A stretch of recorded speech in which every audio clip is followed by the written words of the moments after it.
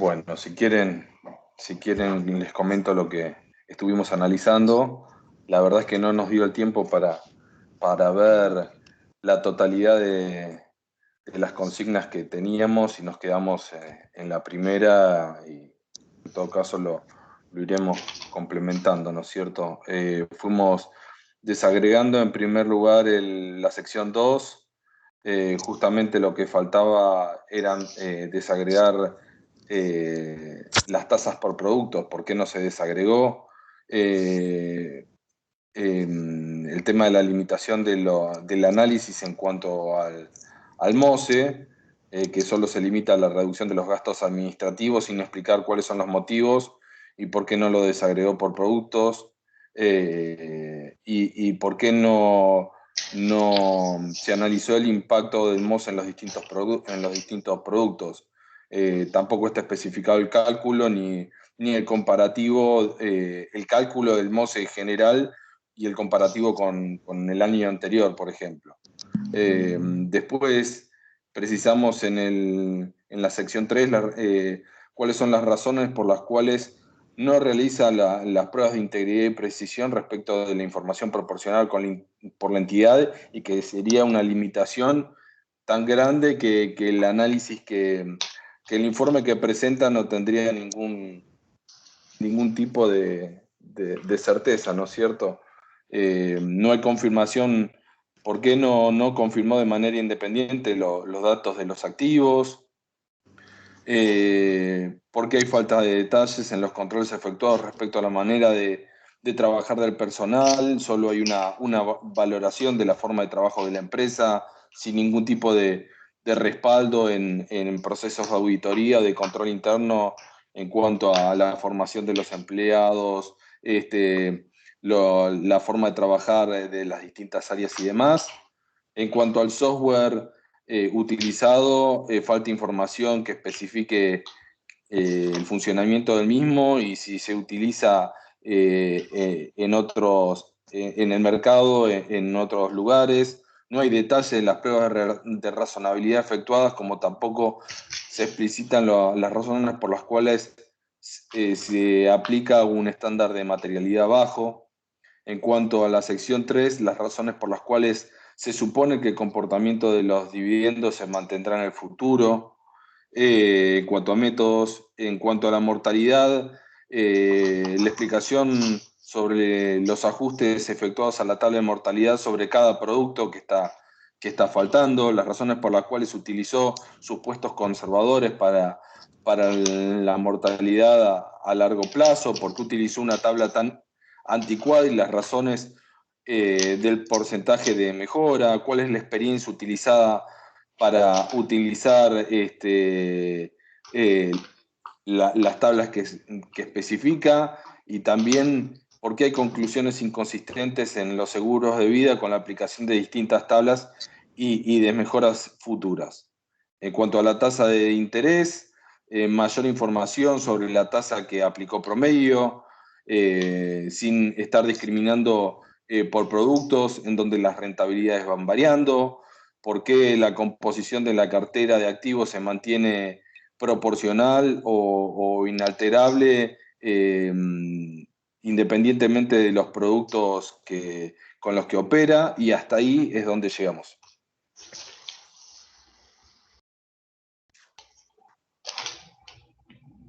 ¿Alguien quiere complementar? Bueno, entonces pasamos al grupo 2, por favor. También. Grupo 2 tiene el mismo problema con tiempo que grupo 1.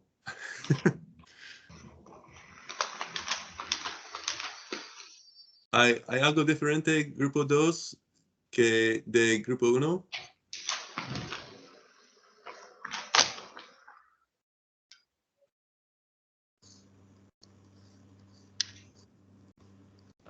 No, básicamente comentábamos lo mismo, ¿verdad? Que a nivel general no hay explicación de los supuestos que se utilizaron para establecer los porcentajes, ¿verdad? Que están dentro de la información.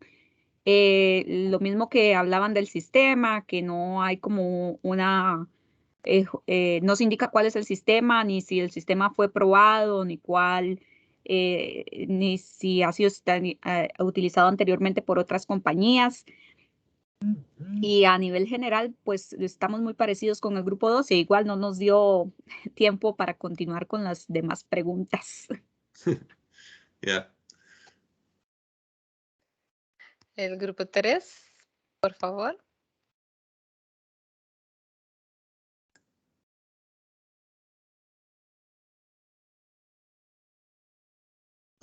Problema con tiempo otra vez. Grupo 3, algo diferente que grupo 1 o grupo 2.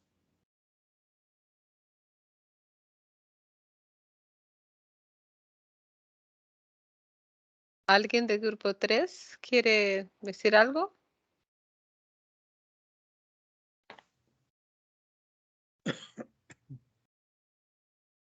¿No?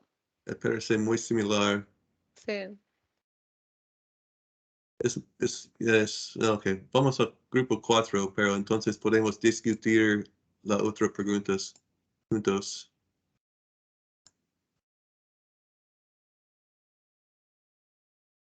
Ajá, más aquí.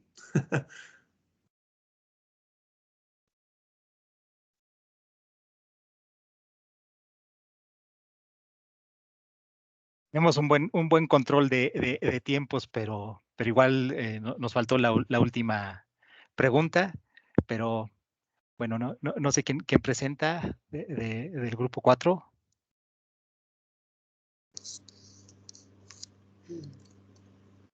Si Creo quieren, que yo en realidad- platico. No, Belén. No, dale nomás. Ok. Bueno, muchos de las observaciones son las mismas. Estoy viendo confiabilidad. Bueno, mucho, que sea distinto.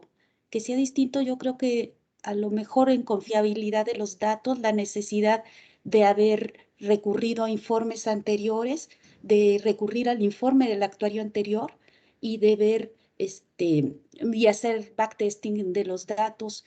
En cuanto a caducidad, también la necesidad de haber dividido por productos y en gastos también la necesidad de haber dividido por productos en vez de presentar un porcentaje que no sabemos si sea un promedio de caducidad o promedio de gastos o sea específico o haya sido un supuesto que haya tomado antes de hacer la evaluación. Algo más, es que creo que todo lo demás ya fue más o menos explicado. En el MOSE que nos está haciendo falta la metodología explicada para hacer la desagregación de gastos. No sabemos también lo mismo si es un supuesto ya tomado por el auditor, por el actuario, o si efectivamente es parte de un proceso y nada más nos está presentando el resultado final. En realidad, mucha de la observación es eso, que los datos que estamos viendo no sabemos si son resultado de un análisis o son resultados de supuestos. Y pues creo que ese es más o menos el resumen, que sea distinto de lo que otros explicaron. Disculpen, ¿podría tal vez complementar con relación a la tercera pregunta? Me gustaría, bueno, presentar algún tema de opinión en relación, por ejemplo, a temas de investigación adicionales que faltaron, y por ejemplo, relacionados a la revisión de políticas, ¿no? Revisar que se haya un cumplimiento adecuado de políticas, ya sea de gestión de siniestros, políticas en relación a la tarificación, a la suscripción, y también como revisar si existe un programa de reaseguro, si está siendo adecuado dentro de la empresa, ¿no? Esos son temas adicionales que no los observé directamente en el informe. Gracias.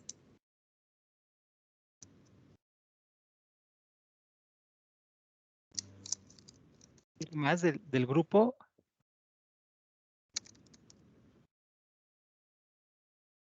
No, lo que capaz que retomando un poco la pregunta, la parte de la sección 2, que creo por lo menos capaz que no lo escuché, que no lo comentaron, que habíamos dicho también, el tema de los totales a 5 años, que también falta información en cuanto a si la renovación, hay alguna cláusula de renovación automática, o si se vuelve a hacer estudios sobre esos asegurados, porque también ahí la cuestión del riesgo varía y no teníamos ningún tipo de información al respecto.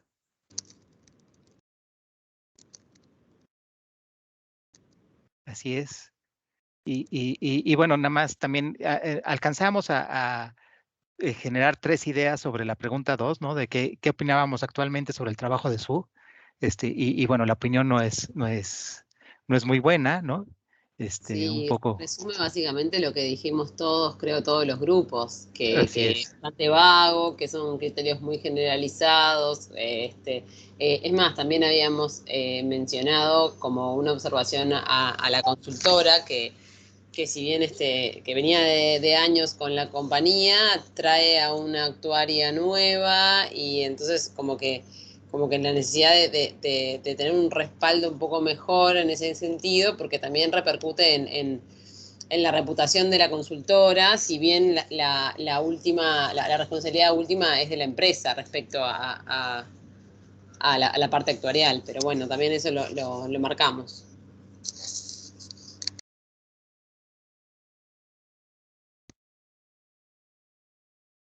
Perfecto. Y pues prácticamente sería todo aquí del grupo 4.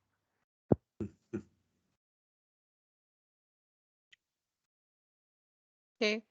Los instructores les gustaría hacer algún comentario adicional o pasamos directamente al caso práctico 2B2. ¿Qué opinas, Jeff? No. Es normal que no tenemos suficiente tiempo, so it's okay.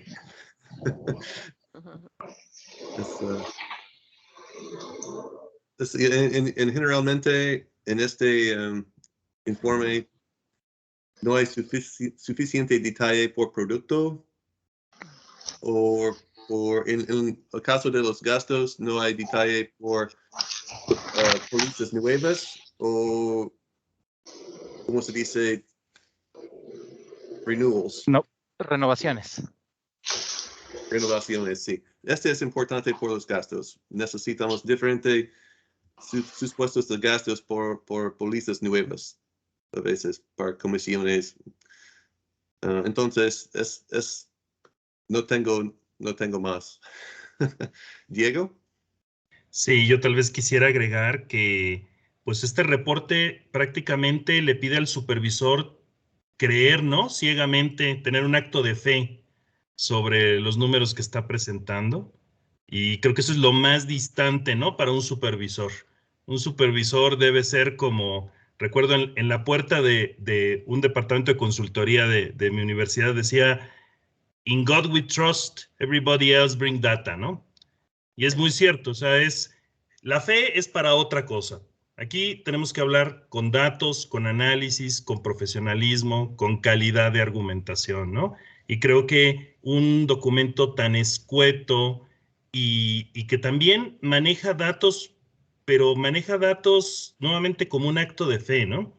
Entonces también cuando pedimos detalle, es bien importante pedir un detalle con un nivel de análisis que esté respaldando, ¿verdad?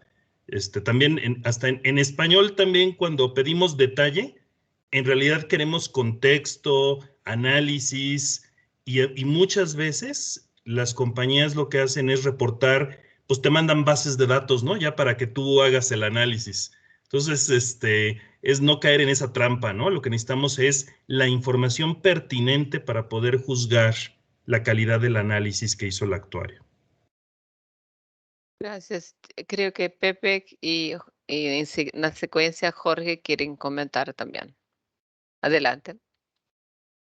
Gracias, Reina. No, nada más destacar que bueno, siempre que inviten a platicar al actuario, cosas así, es una oportunidad importantísima, ¿no? Hay veces que incluso la propia charla con el actuario puede ser mucho más relevante que el informe y nunca dejen así como que dudas pendientes, ¿no? O sea, siempre es bueno, sí, de repente para los que no somos actuarios, siempre podemos decir, bueno, no soy actuario, entonces soy muy preguntón, ¿no? Entonces, y eso es muy, muy importante, ¿no? Y que se queden ustedes tranquilos con las respuestas que dé el actuario, ¿no? En su caso, pero es una herramienta, esto de poder platicar con el actuario es muy valioso. Gracias, Pepe. Jorge, adelante. No, y un aspecto muy importante es que a pesar de que esta compañía solo comercializa seguros de vida hablando genéricamente, ¿no? Pero sabemos que no es lo mismo tarificar e incluso evaluar la reserva de un seguro de vida de largo plazo, un seguro ordinario de vida, que un seguro que es a 5 años, ¿no? Incluso tratándose de esta compañía que opera seguros que podríamos llamarle de fallecimiento, o sea, lo que cubre es el fallecimiento de la persona. Deben ser las hipótesis muy diferentes cuando yo hablo de un seguro total, ¿no? En un seguro total, la parte preponderante y la parte más cara es la parte de sobrevivencia, ¿no? Y lo mismo ocurre con los seguros de rentas. Los seguros de rentas, pues, lo que está cubriendo es la sobrevivencia de la persona. Entonces, aunque se trate de seguros de vida, hablando genéricamente, pues los supuestos actuariales involucrados, pues tienen que ir por el lado seguro, digamos, a la hora de tarificar o hacer la evaluación de reservas. Si yo estoy calculando reservas de seguros de fallecimiento, pues tengo que poner énfasis especial en las tasas de mortalidad. Si estoy hablando de seguros de sobrevivencia como los totales, como las rentas, pues donde tengo que poner atención es en la parte de la probabilidad de sobrevivencia, ¿no?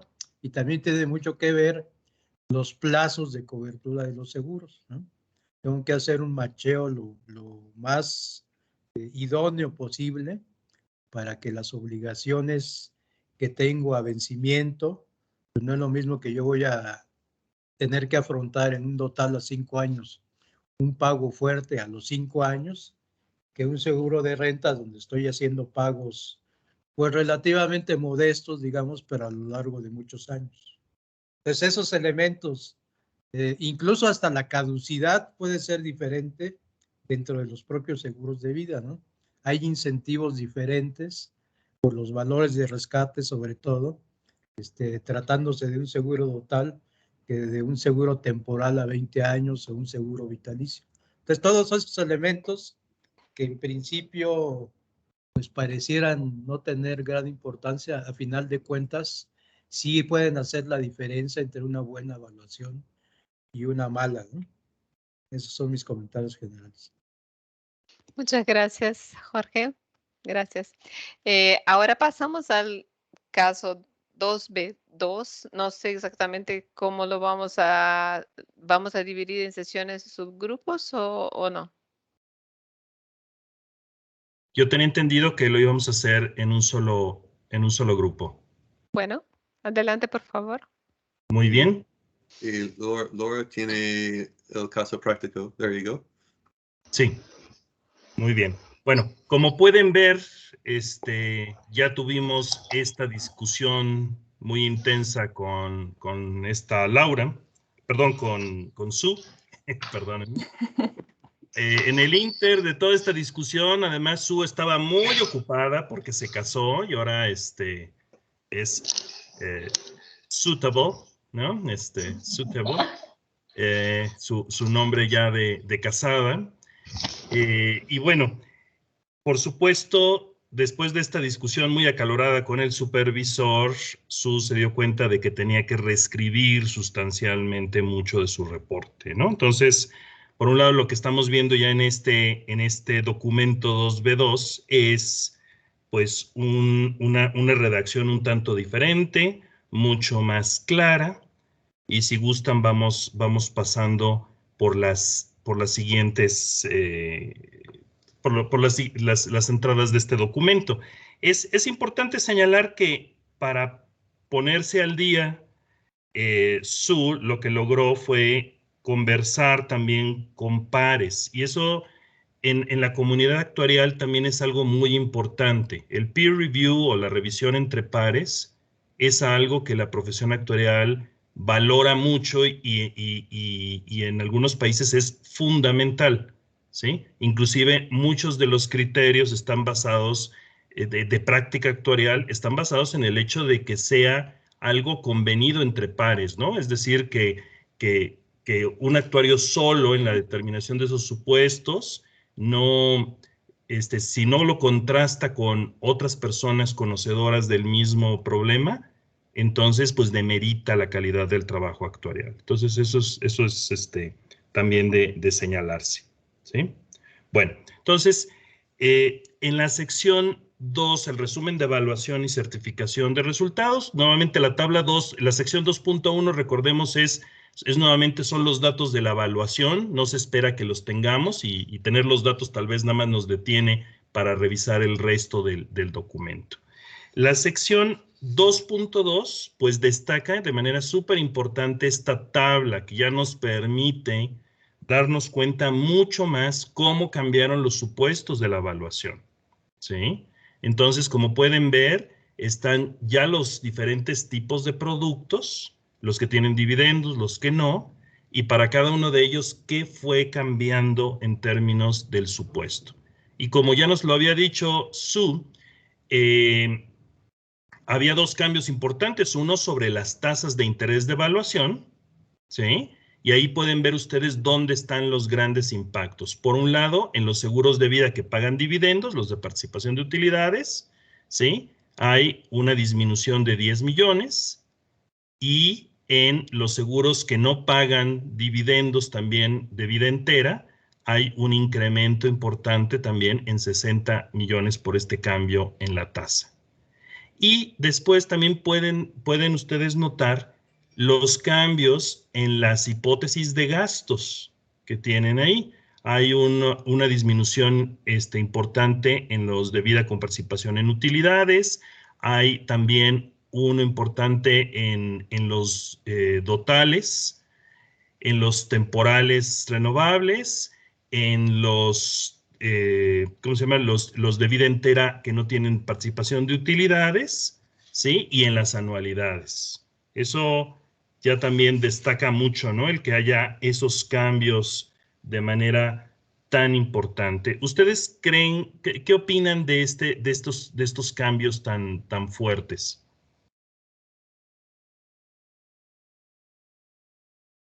¿Alguien quiere opinar? Sí, adelante. Sí, que mejoran a comprender el supuesto que usó respecto de las tasas de interés, de gastos y de otros supuestos que incorporó. Y aparte, al haber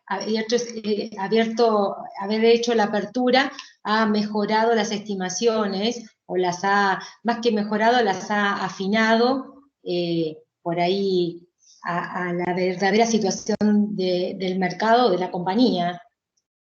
Sí, ahora, no tenemos más información del caso hacia atrás, pero resulta muy extraño todo estas actualizaciones de hipótesis tan marcadas, ¿sí? Entonces, a veces las compañías, para llegar a un nivel de utilidades deseable para los accionistas, pues desgraciadamente encuentran la justificación para ir cambiando estas hipótesis, ¿no? Entonces también esto es un punto que destaca aquí cuando ya podemos ver, ¿no? Los cambios que hay en los distintos supuestos. Siempre existe el riesgo de cambiar un supuesto, ¿sí? Sí, y para llegar a algún número, ¿no? Entonces, eso es algo que también debe destacar para el supervisor, ¿sí? Hay regulaciones específicas en varios países. O adelante, Jorge. ¿Quién más que tú? Adelante. ¿Estás en mute? Perdón. De hecho, cuando hacemos una revisión de un cambio de metodología por parte de una compañía y pues digamos que casualmente la demanda en cambios de metodología coincide con los últimos meses del año y un poco en línea a lo que comentabas, Diego.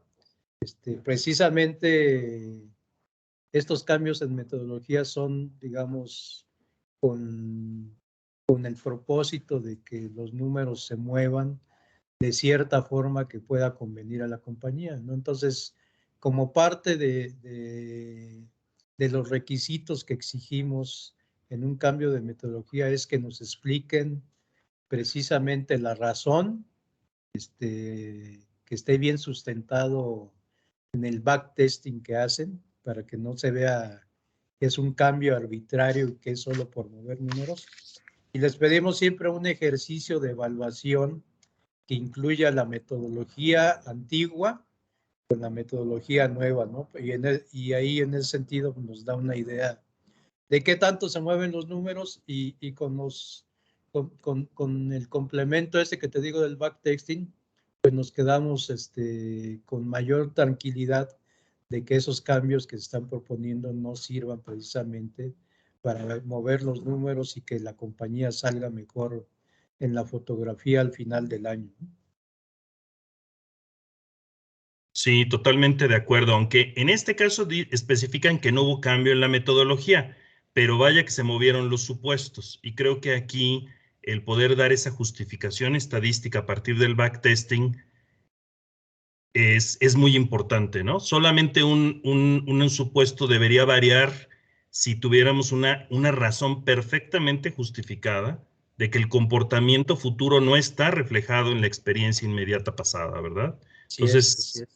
Entonces, eso es algo que el supervisor debe estar muy, muy, muy atento. Oigan, y también, a ver, una pregunta. Ustedes recuerdan que Sue, pues nos había dicho que había un impacto de una reducción en las provisiones técnicas de 15 millones por este incremento en las tasas de interés de la evaluación. Ahorita ya que estamos viendo el detalle, pues no solamente es más detalle, cambió los números, ¿verdad? Diego, creo que Javier tenía una pregunta. Ay, perdón, adelante, Javier. No, gracias, Regina. En realidad era un comentario adicional que, independientemente de la vaguedad del informe, lo que quería hacer hincapié es en el tema de los controles adicionales en cuanto a la integridad y la exactitud de los archivos proporcionados por la entidad. Digo, cualquier apertura del informe sin tener ningún control de integridad, no podemos ni siquiera empezar a analizarlo. Ese salto al vacío que comentaban ustedes parte desde ahí. Si el auditor no corroboró ninguna de las informaciones proporcionadas por la entidad, independientemente de la apertura que haga, no podemos tener precisiones. Así es, muy buen comentario. Pero fíjense, aquí también denota más preguntas, porque al estar cambiando ya sus estimados, aquí no solamente nos dio un detalle que la suma nos sale exactamente el número que ella nos había dado, ¿no? En realidad sí están cambiando las cifras. Ya no tenemos la liberación de 15, tenemos un efecto de 10 para los seguros de vida entera con participación en utilidades y un incremento de 60 en los mismos seguros sin participación de utilidades, ¿verdad? Entonces, no solamente nos está dando más detalle para estar tranquilos, aumenta nuestras señales de alarma, porque al darnos más detalle en realidad ya está cambiando los números, ¿no? ¿A qué creen que pueda deberse esto?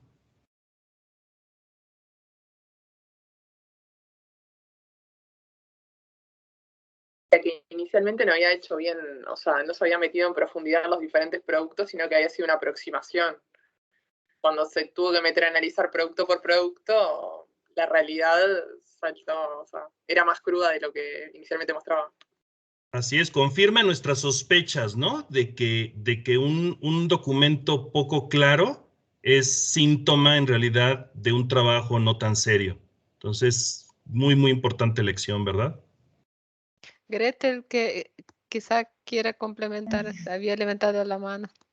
Sí, no, a mí me parece que por la diversificación de productos que tiene la compañía, que tiene seguros de vida a largo plazo, seguros de corto, rentas vitalicias o anualidades como se llaman, o totales, tiene productos tan dispares que era complicado entender que las tasas podrían tener el mismo impacto para los distintos productos. Eso es lo que yo entendí.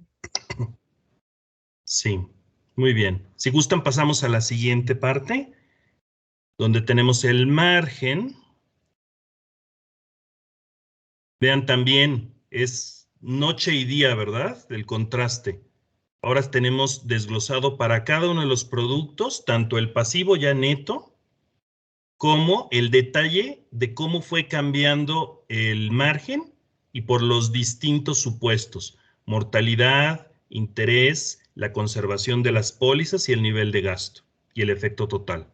Entonces, por supuesto, esto también nos da una medida mucho más clara de lo que está ocurriendo, y como ya nos dijo Jorge Avendaño, ya podemos ligarlo, ¿verdad?, a los comportamientos específicos de cada producto en términos de las tasas de caducidad y de la experiencia en mortalidad. ¿Sí? Y también dirijo su atención al gran total. Este incremento de 151 del margen no coincide con lo que originalmente nos había dicho. ¿Recuerdan ustedes cuál era el número que nos había dicho Sue? 100 millones. Eran 100 millones. Tiene una variación del 51%, ¿va? También, muy importante, ¿no? Muy bien. ¿Algún comentario adicional de esta sección?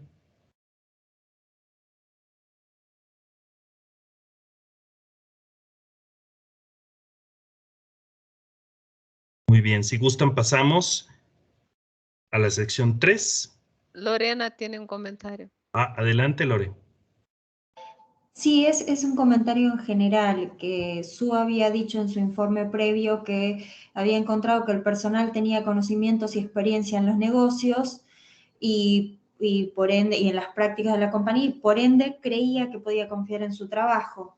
Entonces, tal vez esa fue una de las razones por las que no profundizó en su primer informe. Sí. Sí, ahora, confianza, ¿están de acuerdo? Es algo que para un documento profesional y para estos efectos es importantísimo que esté soportado, primero en datos fuertes, en datos duros, en verificaciones, en controles, pero también aprovechar todo el gobierno corporativo que es producto de una buena regulación. Entonces, es esta visión integral donde todas las partes de la empresa, todas esas funciones que mínimamente tienen que estar en aplicación, hagan su respectivo trabajo, ¿no? Entonces, ahí las áreas de control interno, auditoría interna son fundamentales. Creo que Javier quiere decir algo. Sí, complementando un poco lo que comentaba Lorena, este es uno de los aspectos en cuanto a las limitaciones que no cambió. Sigue estando presente el tema de la confianza en la manera de trabajar. Ese es un aspecto que no modificó, y lo que estoy percibiendo quizás es que independientemente de la participación de otros actuarios, puede haber alguna protección, algún funcionario o algún empleado importante de la entidad que quizás tenga no tenga los conocimientos, la experiencia o alguna situación puntual por la cual no se, digamos, se sigue sin ahondar en cuanto al desempeño de todos los empleados y funcionarios de la entidad. Muy bien. Un poquito más abajo en la pantalla, si nos pueden mostrar la sección 3.2. Creo que también está muy claro, está ampliando un poquito el tema. Ya al menos reconoce, está utilizando otro software más que sus cálculos propios. ¿Qué me dicen de eso? Creo que por lo menos en el grupo 2 hablamos un poco de la utilización de un software estándar contra cálculos propios.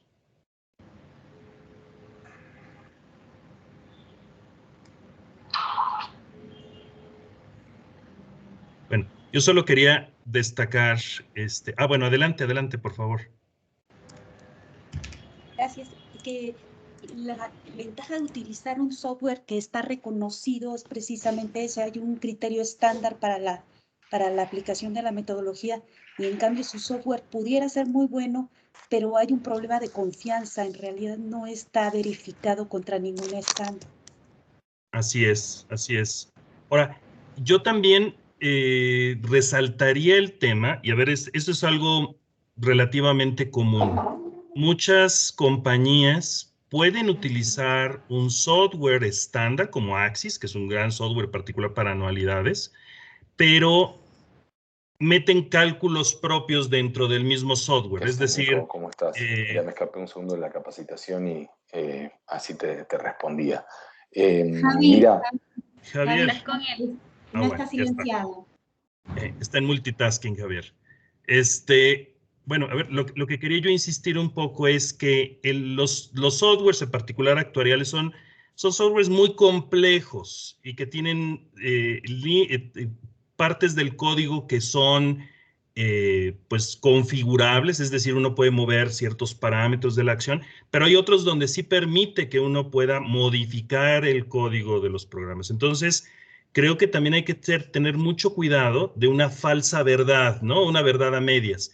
Sí podemos usar Axis para los cálculos, pero el actuario modificó líneas del código para ajustarse al comportamiento del producto como es local, ¿no? Eso creo que también el supervisor tiene que tener especial cuidado, porque el que se use Moses, Prophet, Axis y todos estos grandes softwares de la industria pueden dar una falsa tranquilidad al supervisor. Hay que tal vez tener una claridad de si se están utilizando las librerías estándar y en qué grado se está tropicalizando o ajustando, ¿no?, a las idiosincrasias de cada compañía ese software. Sí, Fresia. Buenas tardes, sí, gracias. En relación a lo que comenta, efectivamente algo que también estamos notando en Perú es que se están introduciendo software cada vez más potentes en relación al cálculo actuarial. En ese sentido, como supervisores, inicialmente pues a veces los cálculos eran en Excel y se han ido sofisticando. De su experiencia, ¿cómo es la supervisión ya para este tipo de softwares? O sea, nosotros inicialmente no podemos, por ejemplo, ya tenemos más certeza cómo funciona Prophet, pero pedirle a la compañía que nos pase todo el modelo a veces es más complejo, no se puede, incluso hay tema de confidencialidad de información. Entonces es un tema de estar al costado de la persona que ejecuta y revisarle en ese momento. ¿Han encontrado estrategias más efectivas en relación a este tema? Mira, Fresia, a ver, tal vez yo por mi experiencia, que no he sido nunca supervisor, tal vez no te puedo dar esa visión completa, pero sí te puedo decir que yo como he sido Chief Actuary de compañías y de muchísimos actuarios, ¿no? Con 70, 100 actuarios, ¿no? Trabajando, reportándome, siempre es todo un reto el poder validar efectivamente este tema que tú mencionas. Creo que es una gran responsabilidad del supervisor y de los responsables de la función actuarial de las compañías tener los controles adecuados y también el tener una relación muy cercana de confianza con los auditores actuariales o auditores financieros que también te puedan dar toda esa información cruzada. Pero sí, yo creo que nunca deberíamos permitir que nos mandaran líneas de código, ¿no? Yo, por ejemplo, a mis alumnos siempre les insisto, me tienes que dar un reporte con la claridad que yo pueda validar que lo que hiciste fue correcto, pero jamás me mandes 60 páginas con código, ¿no? O un archivo de varios gigabytes de información. Eso no es humanamente razonable y tampoco se espera que una autoridad se tenga que meter ese nivel de detalle. Al contrario, es responsabilidad, en este caso de los actuarios, pero también de todos los demás funcionarios, dar las garantías con los controles adecuados de que su trabajo está bien respaldado. No sé qué opinen mis colegas. Diego, el tiempo se ha terminado. Sí. Podría pasar por demás puntos en un minuto, quizás. Claro que sí. Porque tenemos claro que sí. el invitado para hablar de NIF 17. Por supuesto, por supuesto. Bueno, creo que también para terminar esta sección, el 75% del estándar de materialidad depende, yo creo que aquí al menos ya por lo menos lo consultó con el auditor externo, entonces ya al menos da un soporte mayor de revisar este estándar, ¿sí? Bueno, dentro de los métodos de evaluación, ahora, como pueden ver, no solamente se está describiendo el LAPPM, sino se está agregando un segundo párrafo para los seguros de vida con participación, y eso tal vez nos da un poco más de claridad sobre el tema, ¿sí? Más abajo, sobre los supuestos de evaluación, también pueden notar que hay un poco más de claridad sobre este uso del 106%, ¿no? De esta tabla utilizada, ¿sí?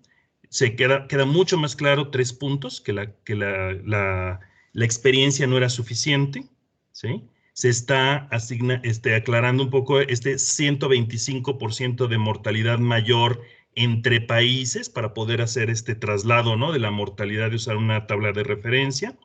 Y también se indica que la experiencia en mortalidad de la compañía es aproximadamente pues, 50% más baja de la que se está suponiendo, ¿sí?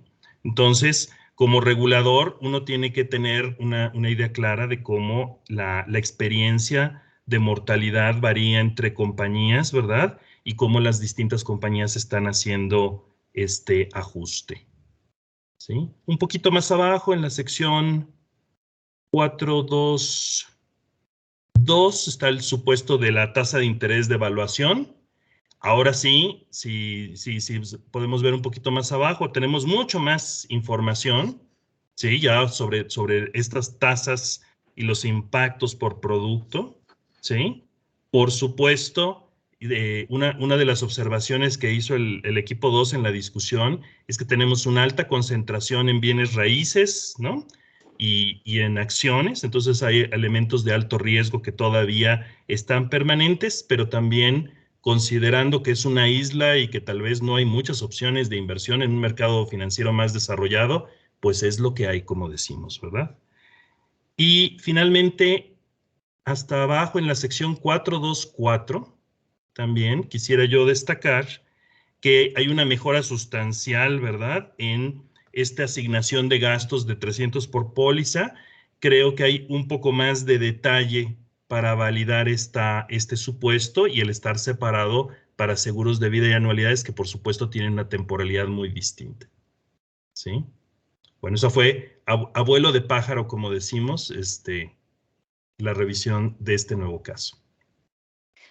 Bueno, muchas gracias, Diego. Muchísimas gracias. Ahora me gustaría hacer una breve encuesta que es muy importante para nosotros.